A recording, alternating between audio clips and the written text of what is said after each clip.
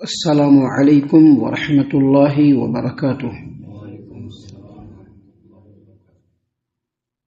اعوذ باللہ السمیع العلیم من الشیطان الرجیم من حمزہ ونفخہ ونفثہ بسم اللہ الرحمن الرحیم وکذالک اعثرنا علیہم لیعلموا ان وعد اللہ حق وان الساعة لا ریب فیہا اذ يتنازعون بينهم امرهم فقالوا ابنوا عليهم بنيانا ربهم اعلم بهم قال الذين غلبوا على امرهم لنتخذن عليهم مسجدا۔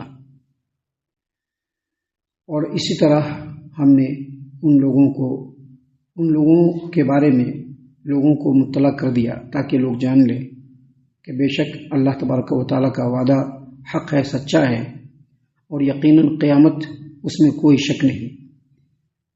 جب وہ لوگ ان کے معاملے میں باہم جھگڑ رہے تھے تو انہوں نے کہا کہ ان پر ایک عمارت بنا دو اور ان کا رب بہتر جانتا ہے ان کے معاملے کو۔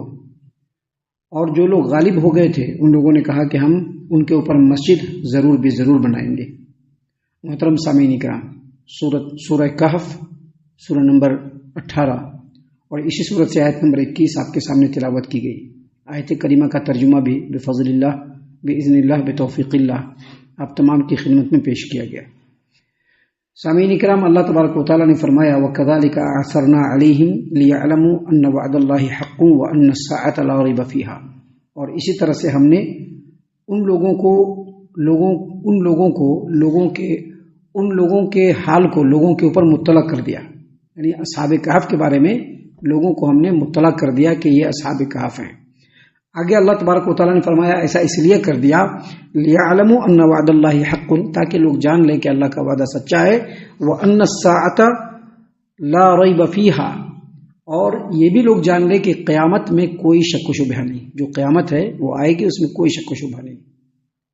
سامعین کرام، آپ کو یاد ہوگا کل کے درس میں ہم نے یہ بتلایا تھا کہ جب اللہ تبارک و تعالیٰ نے سالہ سال صدیوں ان لوگوں کو نیند میں سلا دینے کے بعد، اصحاب کہف کو سلا دینے کے بعد، جب 309 سالوں کے بعد اللہ نے ان کو اٹھایا، جب وہ لوگ اٹھے تو سب سے پہلی جو ضرورت ان لوگوں کو محسوس ہوئی وہ یہ کہ کھانے پینے کا انتظام کیا جائے۔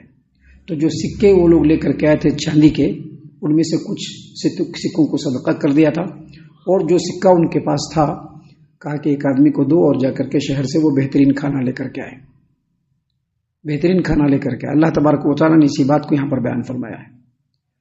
ائمہ تفسیر اور حافظ ابو جعفر ابن جریر طبری رحمۃ اللہ علیہ نے تفسیر الطبری میں فرمایا ہے کہ ان میں سے ایک نے پیسے کو لیا اور وہ شہر کی طرف روانہ ہوا۔ ابھی ان لوگوں کا خیال کیا تھا کہ کل شام کو ہی ہم لوگ شہر کے اندر تھے اور صبح کے وقت ہم لوگ اس غار میں داخل ہوئے ہیں اور ابھی شام میں ہم لوگ جگ گئے ہیں۔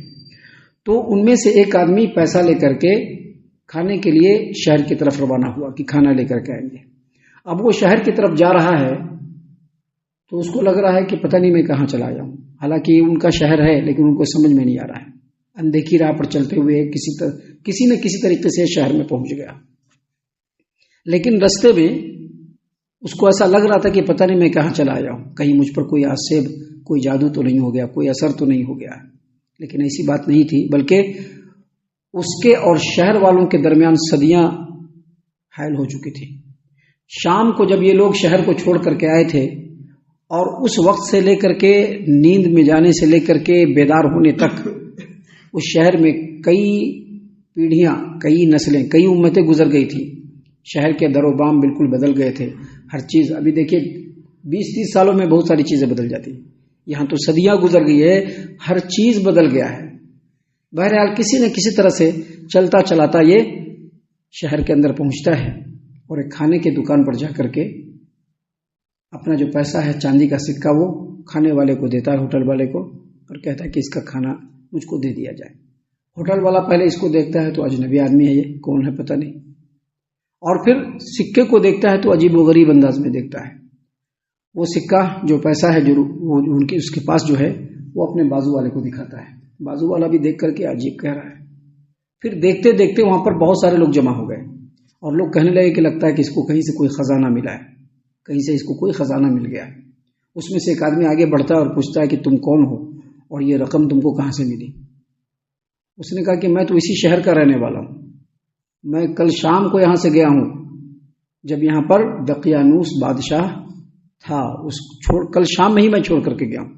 لوگوں نے کہا کہ یہ پاگل ہے، اس کو پکڑو، کیونکہ جب یہ اصحاب کہف اپنے شہر کو چھوڑ کر کے گئے تھے اور اس کے بعد اللہ نے ان کو نیند میں سلایا تو 309 سال گزر چکا ہے، نسلہ نسل گزر چکی ہے، شہر کا حلیہ بدل چکا ہے، دقیانوس بادشاہ کو مرے کھپے ہوئے ایک زمانہ ہو گیا ہے، ابھی اس وقت جو بادشاہ ہے وہ دوسرا ہے۔ لوگوں نے کہا کہ لگتا ہے یہ پاگل، ایک کام ہے اس کو پکڑو، ایک کام کرو، اس کو پکڑو اور بادشاہ سلامت کے پاس لے چلو۔ لوگوں نے اس کو پکڑا، حکمران کے پاس لے گئے۔ جب وہاں گیا یہ آدمی گیا، لوگ گئے تو بادشاہ نے پوچھا کہ بھائی کیا معاملہ ہے، کیا بات کر رہے ہو تم؟ اور اس نے اپنا حال بیان کیا تو بادشاہ اور درباری لوگ بھی تعجب کرنے لگے۔ پھر بھی جب کہا کہ ہم لوگوں کے ساتھ ایسا ایسا معاملہ ہوا، دقیانوس بادشاہ یہاں پر تھا، ہم لوگوں نے توحید پرستی کو جو ہے قبول کیا اور بادشاہ نے ہم لوگوں کو الٹیمیٹم دیا تو ہم لوگ بھاگ کر کے غار میں پناہ لیے ہیں، اور ہمارے ساتھ 6 ساتھی اور ہیں، 6 ساتھی ہمارے ساتھ اور ہیں۔ جب یہ ساری باتیں بیان کی تو اس وقت کا جو بادشاہ تھا وہ مشرک نہیں تھا، عیسائی دھرم اس وقت تک پورے میں پھیل چکا تھا اور یہ لوگ توحید پرست تھے۔ بہرحال اس میں بھی بہت ساری مکسنگ تھی جیسا کہ ہر زمانے میں ہوتا ہے۔ تو بادشاہ کو بڑی خوشی ہوئی، کہا کہ ٹھیک ہے، ہم تمہاری بات کو اس وقت مانیں گے جب تم ہمارے ساتھ غار تک چلو گے اور اپنے ساتھیوں سے ہم کو ملاؤ گے۔ کہا کہ ٹھیک ہے چلیے۔ بادشاہ کے ساتھ بہت سارے لوگ، بہت سارے امیر اور شہر کے بھی بہت سارے لوگ سب پیچھے پیچھے گئے۔ غار کے پاس جانے کے بعد اس آدمی نے کہا، جو اصحاب کہف میں سے ایک ہیں، انہوں نے کہا کہ ایک کام کریے، آپ لوگ ابھی ہی دروازے پر رکیے، میں اپنے ساتھیوں کو جا کر کے خبر دیتا ہوں، جب وہ لوگ ہوشیار ہو جائیں گے تو پھر آپ آ کر کے ان سے مل لیجیے گا۔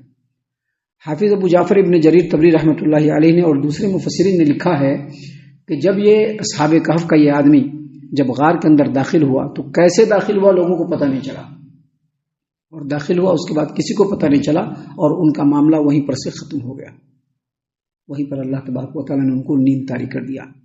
جبکہ بعض مفسرین نے یہ لکھا کہ نہیں، ایسا نہیں ہوا، بلکہ ایسا ہوا کہ اصحاب کہف کا وہ آدمی اندر گیا، اپنے ساتھیوں کو مطلع کیا، پھر بادشاہ کو غار کے اندر لے گیا، لوگ بھی گئے، بادشاہ نے اصحاب کہف سے بات کی، اصحاب کہف کو بادشاہ کی بات بڑی اچھی لگی، چونکہ وہ مسلمان بادشاہ تھا، اس کی توحید پرستی کی بات اچھی لگی، بادشاہ نے اس کو گلے سے لگایا، ان کی باتوں سے مانوس ہوئے، اور پھر ان لوگوں نے اس سے اجازت چاہی، اور یہ لوگ جا کر کے اپنی خوابگاہ کی طرف چلے گئے، سو گئے، اور اللہ تبارک و تعالیٰ نے ان کے اوپر نیند کو طاری کر دیا۔ سامعین کرام، اللہ تبارک و تعالیٰ نے اسی بات کو یہاں پر بیان فرمایا۔ اللہ نے فرمایا وَكَذَلِكَ آثَرْنَا عَلَيْهِمْ، اور اسی طرح ہم نے لوگوں کو ان کے حال سے خبردار کر دیا، یعنی ہم نے ان کی کیفیت کو بتلا دیا لوگوں کو کہ یہ لوگ کس حالت سے گزرے ہیں، کیسے گزرے ہیں، کس طرح سے گزرے ہیں، اتنے سالوں تک، اتنی صدیوں تک یہ لوگ سوئے رہے، اور اس کے بعد اللہ تبارک و تعالیٰ نے ان کو جگایا۔ اللہ نے ایسا کیوں کیا؟ لِيَعْلَمُوا أَنَّ وَعْدَ اللَّهِ حَقٌّ، تاکہ لوگوں کو معلوم ہو جائے کہ اللہ کا وعدہ سچا ہے، اللہ قیامت کو برپا کر کے رہے گا۔ وَأَنَّ السَّاعَةَ لَا رَيْبَ فِيهَا، اور قیامت میں کوئی شک و شبہ نہیں۔ اس وقت کے بارے میں بھی آتا ہے، اللہ نے فرمایا اِذْ يَتَنَازَعُونَ بَيْنَهُمْ أَمْرَهُمْ، اس وقت جب وہ لوگ اپنے درمیان ان کے معاملے کے بارے میں جھگڑ رہے تھے، اختلاف کر رہے تھے۔ کیا اختلاف کر رہے تھے؟ کیونکہ اس وقت اگرچہ وہ لوگ توحید پر قائم تھے، لیکن اس وقت بھی بہت سارے لوگوں میں قیامت کے تعلق سے بہت سارے خیالات تھے۔ کچھ لوگ قیامت کا انکار ہی کر دیتے تھے، کچھ لوگ کہتے تھے کہ قیامت قائم ہوگی لیکن جسمانی نہیں بلکہ روحانی ہوگی۔ قیامت جو قائم ہوگی وہ جسمانی نہیں بلکہ اللہ روح کو اٹھا لے گا، جسم سڑ گل جائے گا۔ اللہ تعالیٰ نے اصحاب کہف کے اس واقعے کو جو رونما کیا، اور اصحاب کہف کا جو یہ واقعہ ہوا، اللہ اس کے ذریعے سے لوگوں کو یہ بتلانا چاہتا ہے۔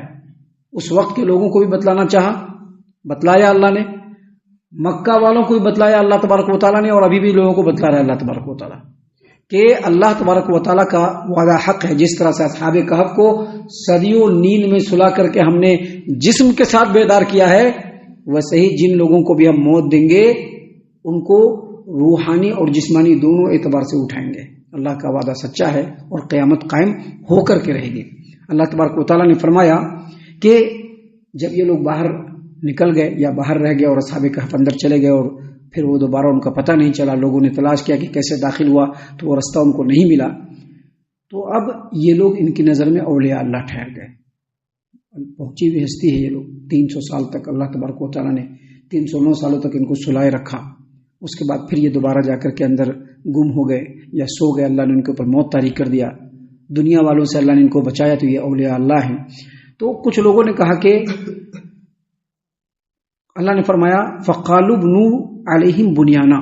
کچھ لوگوں نے کہا کہ ایک کام کرو, اس غار کے اوپر کوئی یادگار عمارت تعمیر کر دو تاکہ پتہ رہے کہ ہاں یہ اصحاب کہف ہیں. اور وہیں پر ان لوگوں نے لکھ کر کے بھی لگا دیا کہ اصحاب کہف ہیں, ان کا یہ نام ہے, ان کا یہ نام ہے, ان کا یہ نام ہے, ان کا یہ نام ہے. اس کے ساتھ ایک کتا ہے اور ساتھ ان کے مختصر حالات بھی لکھ دیے. تو کہا کہ ایک عمارت بنا دو. ربہم اعلم بہم, ان کے بارے میں ربی بہتر جانتا ہے کہ وہ لوگ کہاں گئے, کیسے گئے, کس طرح سے. ہم ان کے بارے میں نہیں جانتے. لیکن اللہ نے فرمایا قال الذین غلبوا علی امرہم لنتخذن علیہم مسجدا.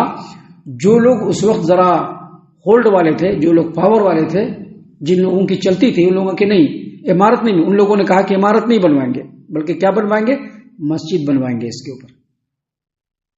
حالانکہ یہ بات معلوم ہے کہ قبروں کے اوپر مسجد بنوانا یہ شرک ہے.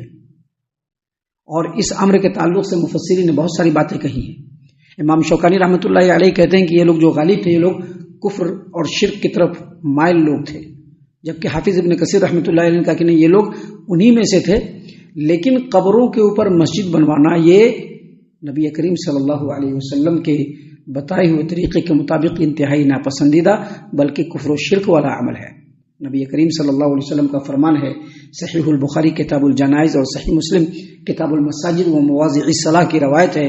نبی کریم صلی اللہ علیہ وسلم نے فرمایا لعن اللہ الیہود والنصارى اتخذوا قبور انبیائہم وصالحیہم مساجدا. یعنی اللہ تبارک و تعالیٰ یہودیوں پر اور عیسائیوں پر لعنت فرمائے کیونکہ ان لوگوں نے اپنے نبیوں اور اپنے نیک لوگوں کے قبروں کے اوپر مسجد بنوا دیا. تو یہ جو مسجد بنوانا ہوتا ہے قبر کے اوپر, یہ شرکی عمل ہے.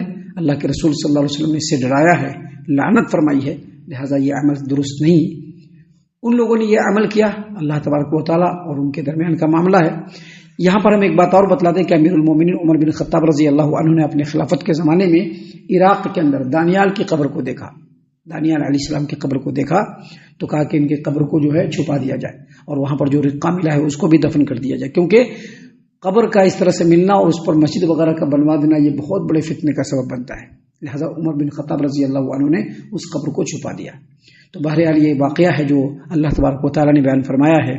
آگے کچھ اور باتیں ہیں جو اصحاب کہف کے تعلق سے ہیں, جن کو انشاءاللہ ہم کل کے درس میں آپ کے سامنے پیش کریں گے. اللہ سے دعا کرتے ہیں کہ اللہ تعالیٰ ہم تمام کو ان باتوں کے اوپر خوب غور و فکر اور تدبر کرنے کے ساتھ ساتھ اللہ تعالیٰ ہم تمام کو اللہ اور اس کے رسول کی اطاعت و فرما برداری پر قائم رکھے. آمین. اللہ تعالیٰ ہم تمام کو صحیح معنوں میں پکا سچا مومن مسلمان بنائے. اللہ اور اس کے رسول صلی اللہ علیہ وسلم کی اطاعت و فرما برداری کرنے والا بنائے. صحابہ کرام رضی اللہ عنہم کے طریقے پر چلنے والا بنائے. جنت الفردوس میں جگہ عطا فرمائے. اے اللہ ہم تمام کو جہنم سے پناہ دے. اے رب العالمین ہم تمام کو جہنم سے پناہ دے. اے مالک الملک ہم تمام کو جہنم سے پناہ دے. آمین یا رب العالمین. وما علینا الا البلاغ المبین. تبارك الذي نزل الفرقان على عبده ليكون للعالمين نذيرا